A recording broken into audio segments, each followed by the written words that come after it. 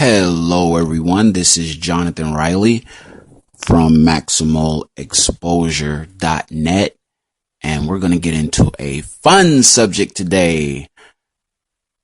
Sorry about that. Well, it's not really fun, but it's pretty exciting. It's exciting to me because I love what I do, but it might not be that exciting to you because it might be a little bit complicated. But luckily, you have me, the ninth wonder of the world in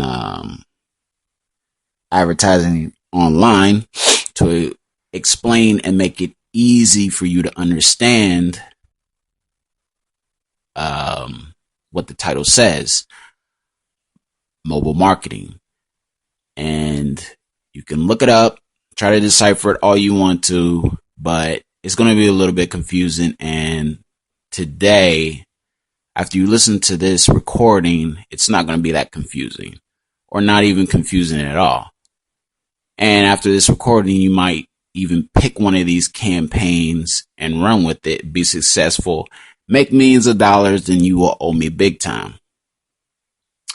So let's get started. Mobile marketing is very, very important. It's the future. It's kind of like when TVs first came out and you had commercials on television. That's how important I think mobile marketing will be. Maybe even more important, because when TVs came out, you couldn't carry them around in your pocket, or you didn't stare at them in your hand all day. I'm old school. I was born in 79, so I remember when cell phones weren't even around. So to even see the commercial, you had to be in somebody's house or inside somewhere where a TV was at. You know, nowadays you have these devices that we walk around with all day long, stick them in our pocket, stare at them all day long for hours and hours on end. Pretty soon there's going to be, you know how you see on TV, the average time somebody spends in their lifetime doing something, the average time a person spends sleeping is such and such percentage of their life.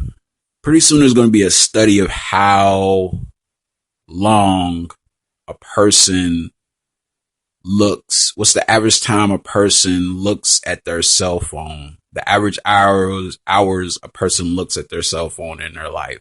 There's going to be a study about that one of these days. Mark my words. But now let's get to it. Mobile marketing is very important, like I said.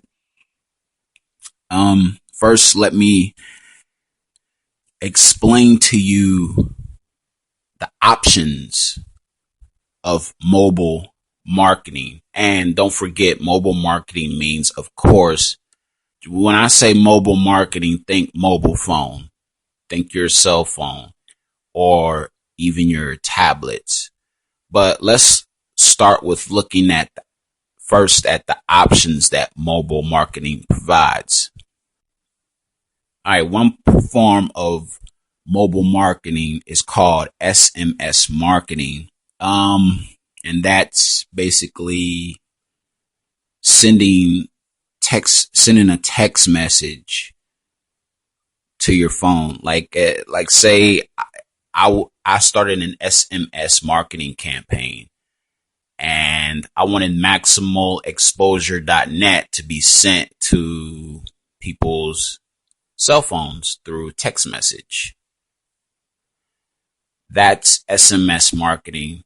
And it's kind of crazy, because I think that's kind of an annoying way of marketing. Like, I remember I don't know, in Asia, in certain Asian countries, SMS marketing is not as regulated as it is here, because I'm sure every once in a while you've gotten this long or short code received in your inbox text message, like this long digit code or this short digit code, that's an ad. And it when you press it, it opens up to a company's information and stuff like that. But you don't see a lot of them because here SMS marketing is highly regulated. But in some Asian countries, it's not so much regulated. So you can get like a text message every 5 minutes and it's an ad. And some of them are not only text messages, but some of them are audio ads, and that has to be huge annoying. I've never gotten an audio ad, but like I said, here in the United States, SMS marketing, text message marketing is thankfully very highly regulated, and so that means only a certain amount can be sent to a user's phone. So, I mean, it could be a marketing campaign that you can use, but one I wouldn't use. And let's move on. There's something called MMS marketing. MMS marketing is basically everybody has a search engine on their phone, just like you have a search engine on your computer or your laptop or your tablet. Google and Yahoo. I don't know about Bing, but in case you haven't noticed, I kind of do research before I do these audio uploads. So the only for MMS marketing, the only search engines I've found that really are involved in this type of marketing is Google and Yahoo. Google and Yahoo have search engines on your Android or iPhone apps, right? So what MMS marketing is they display a banner ad of your business once you go to that particular search engine. So if you go to Google and you decide to do MMS marketing, your ad will pop up in the cell phone version of Google or Yahoo's search engine. So if you go to Google and you pay for MMS marketing, your ad will show up in that version of Google's Android or iPhone search engine, usually at the top. But they're pretty expensive. I think you have to with all of this mobile advertising, you have to set a budget per click. But the text message marketing is cheaper. It's like $10 a month. The SMS marketing I was talking about, that's probably the cheapest mobile marketing that you can get. I forgot to say that at the end of the SMS marketing. The text message marketing, where I said it's more regulated here in the United States, it's about $10 a month. But this MMS marketing with Google and Yahoo advertising on their cell phone search engines, with the rest of these, you got to set up a budget, like $50, and then it'll be about $2.50 a click or something like that. And it'll keep going on until your budget runs out of money, and then they'll stop posting your ad. Another mobile marketing technique is app advertising or app marketing. Now, I'm gonna go ahead and tell you, this is my most favorite one. This is the one I would run for my business. I haven't started an app marketing campaign yet for my business, but I plan on it. And this is the one I use because, like the ones we've already covered, text messaging, we spend a lot of time text messaging. But like I said, here in the United States, it's highly regulated. So people are really not going to get the amount of ads that you want. It's highly regulated. But app marketing, application marketing, it's not regulated. Every time you open that app, you see an ad. I have some of my favorite apps on my phone. I listen to a lot of sports talk radio, so I have an ESPN app. So every time I open my ESPN app, an ad is there, an audio ad, and we'll get into this later, either a video or an image ad. So application marketing is my favorite one, my personal favorite one. And just like with the others that I'm about to tell you about, it's a budget based, and usually the way you go about setting up your campaigns, usually you can go to the app's website and go to the publisher section.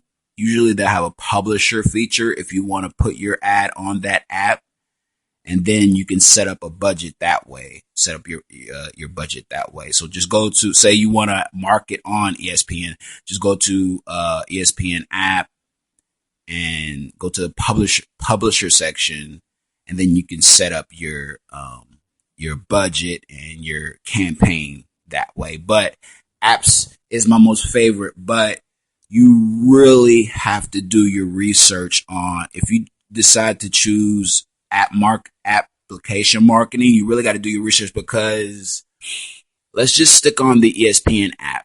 Who listens to ESPN? Guys. So if I own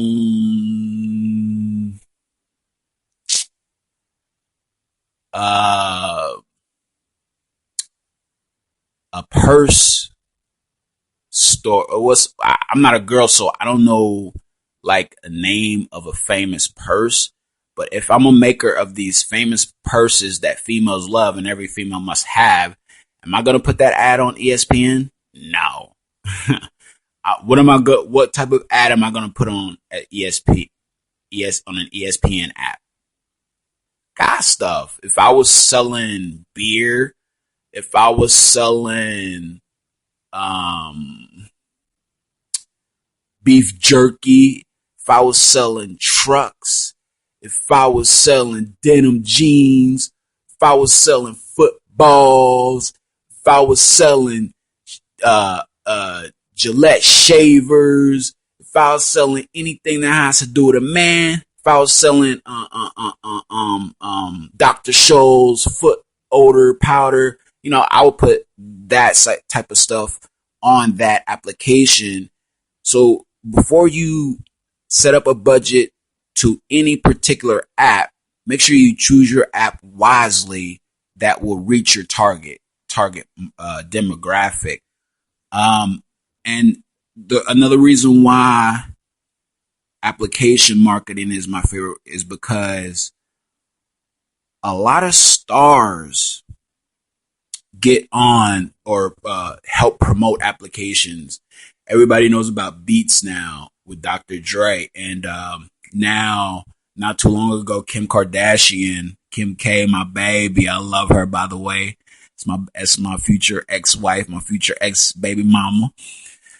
She has an app. She did an app deal with Glue Mobile.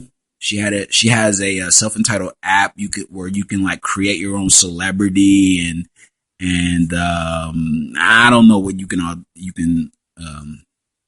do on it. I've never been to it, but she made like multi-millions. But it's hugely popular because it has a huge celebrity backing it. So not only placing your ad on a target demographic appropriate app is important, but if you can, try to choose an app that is backed by a big celebrity. That will help you as well, because the celebrity helps push the popularity of that app, which means more people can see it. All right, let's move on, dude. From app marketing, let's go to the MMS marketing that I was talking about. It has remember when I said that you can send MMS marketing. It's multimedia message service. It's sending oh no. Yeah. It's sending, it's like the SMS marketing, the text message marketing that I was telling you about that's regulated. But instead of text messages, it's a multimedia service text message where you can send videos and images like I was talking about earlier. But it's like a spinoff from the text message marketing. It's called MMS, just like the previous app with Google and Yahoo, where you can send and they will post video ads when you go to those search engines, and image ads that will pop up at the top of those search engines. But those are a little bit more expensive than a regular like say app marketing budget. The budget for an app market is like $2.50, $2.20, something like that. To send video, to post a video or an image is going to be a little bit more expensive. So multimedia messaging, or MMS, is another good campaign as well. For one, everybody goes to Google and others and Yahoo search engines. And another reason why I think it's really good is because video and images are a lot better than text. All right, moving on. Moving on to another mobile marketing campaign: push notification ads. These are basically push notification ads, are basically pop-up ads to non-premium accounts. So let's say you have maybe SoundCloud, or what's that one music app? Spotify. Say you have the non-premium versions. Non-premium versions have apps. Push notification ads.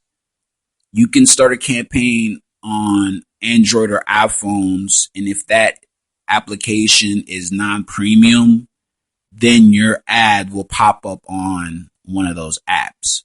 And this also comes in where too you have to choose your ads wisely, because some apps are just plain free, but your ad is only going to come up on an application that has a free and premium version. So if you do a push notification ad, your ads are only going to come up on applications that have a free and premium versions, and they're only going to come up on the free versions, not the premium versions, because we all know how that works.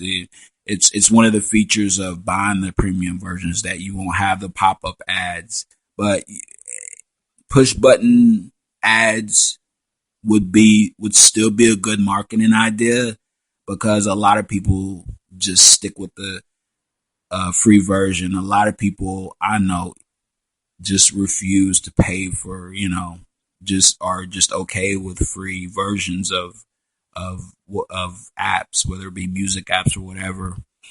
All right. QR codes, and I went over this one already. I've already made an audio upload about this. a QR code. Basically, you have to have an app downloaded. An app called Google Goggles is what I use, and then you scan it. You scan the QR code with that application, and then your ad automatically pops up, or your website automatically pops up. So, all right, Bluetooth ads. I have no idea what that is. You can look it up yourself. I'm not even going to go over it. Proximity systems ads. Proximity system application ads. And this is sending text or audio ads, but to specific areas. And this one is good because it has a built-in location finder. It's like I don't know if you ever heard of Foursquare ads. Foursquare ads is Foursquare is like Google Maps. It's a location finder. So if you have a brick and mortar business and you want to set up an ad and put your business on that application, that will be a good application to put your business information on. That'll be a good campaign to run because, like I said, Foursquare is like Google Maps. It's an app. It's a location finder for smartphones. So if you put your ad on Foursquare, people will be able to find your business or the location of your business based on keywords and meta tags in your surrounding area within like a 5 to 10 mile radius, and that's called proximity systems marketing. And like I said, it could either be a text ad or an audio ad. That I like that one because, like I said, if you have a brick and mortar business, it really focuses on specific areas. So, and based on your cell phone, because you know how your cell phone knows exactly where you are through GPS. If I have a brick and mortar business here, I live in Queens, and here in Queens, Far Rockaway, and I have and I run a proximity systems marketing campaign, my ad is not going to show up in Biloxi, Mississippi. So it's really area-based, surrounding area-based advertising, which is really good, and a location feature, so it lets people know exactly where you are. Okay, next up is a user control ad. Now, I'm sure a lot of you, well, I'm sure all of you have logged in online on your smartphone or your tablet, or opened a web browser on your smartphone or tablet and went to a website. And maybe you went to a website that was blocked, and a little pop-up blocker sign came in, and it came up and it asked you, do you want to allow this pop-up to open? And if not, it had a little X beside it to close it out. This is a user control ad. That pop-up means that some company chose this route to advertise their business. Now, a user control ad, I'm sure, has to have some type of importance, and I'm sure some people have to push allow every once in a while. But if you're like me, I push the X every time, and I don't, deal with pop-up ads or anything that has to do with ads. I steer clear of ads, period.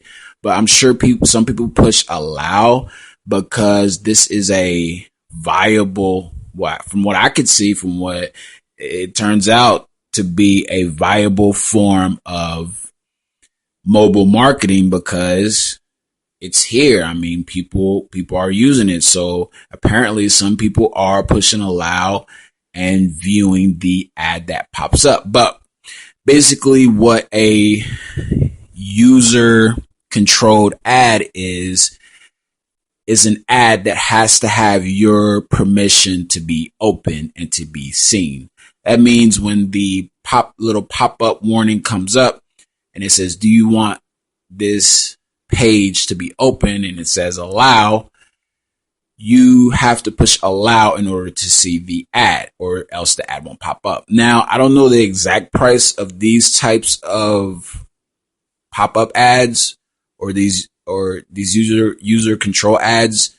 You can look it up yourself. Just look up. I'm sure I know it's a budget-based system like all the other mobile ads, but I'm quite sure it's cheaper than the normal mobile ad budgets. I mean, I would guess it is, or maybe it's the same price, or maybe it's even more expensive. I don't know. But it is called a user controlled ad, and it has to have the user's permission to open up your business's ad if you so choose that advertising campaign, which I wouldn't. And that is pretty much it. Let's just have a quick review of the types of options, mobile advertising options that you have: SMS, MMs, app-based marketing, my favorite, QR codes, proximity systems, Bluetooth, and location-based ads. And that is it. I hope this was educational for you. I hope this was helpful for you. I hope this was understandable for you. But the most thing that I want you to take,